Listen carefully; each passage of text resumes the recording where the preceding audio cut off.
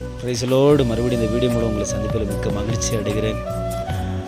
என்றைக்கு ஊழியத்துக்கென்று அழைக்கப்பட்டு ஆண்டுடைய இந்த கனமான ஊழியங்களை செய்வதற்காக ஓடத் தொடங்கினோம், அன்றிருந்து நம்மளுடைய ஊழியங்களில் அநேக விதமான மாற்றங்களை ஆண்டவர் பார்க்க எனக்கு கிருபை பாராட்டணும். ஏன்னு சொன்னால் இன்றைக்கி நம்ம யாரையெல்லாம் நல்லவங்க அப்படின்னு நினச்சோமோ அவங்கெல்லாம் மறைமுகமாகவே நமக்கு அநேக தீங்கை செய்கிறதவே நான் பார்த்தேன். எனக்கு அன்பார்ந்தவர்களே, நான் சொல்கிறேன், நம்முடைய ஓட்டம் நம்முடைய அழைப்பு சரியாக இருக்கும்னு சொன்னால் மனுஷன் நம்மளை கைவிடலாம், சொந்த பந்தங்க கைவிடலாம், அழைத்த தேவன் ஒரு நாளும் நம்மளை கைவிட மாட்டார், அவர் நம்ம விட்டு போக மாட்டார்.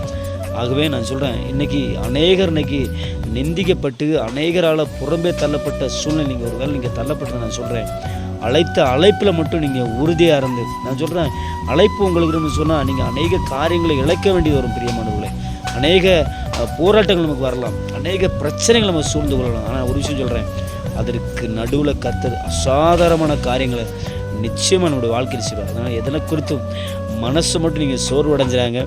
அழைத்த தேவன் உண்மை உள்ளவர். வேதம் சொல்கிறது, நான் உனக்கு சொன்னதை செய்யும் அளவு உன்னை நான் கைவிடுவதில்லைன்னு சொல்லி பரிசுத்த வேதம் சொல்லுது. ஆகவே நீங்கள் யாவரும் தைரியத்தோடு இயேசு மட்டும் நம்புங்க. கர்த்தர் உங்களை அபிரிதமாய் ஆசீர்வதிப்பார். God bless you.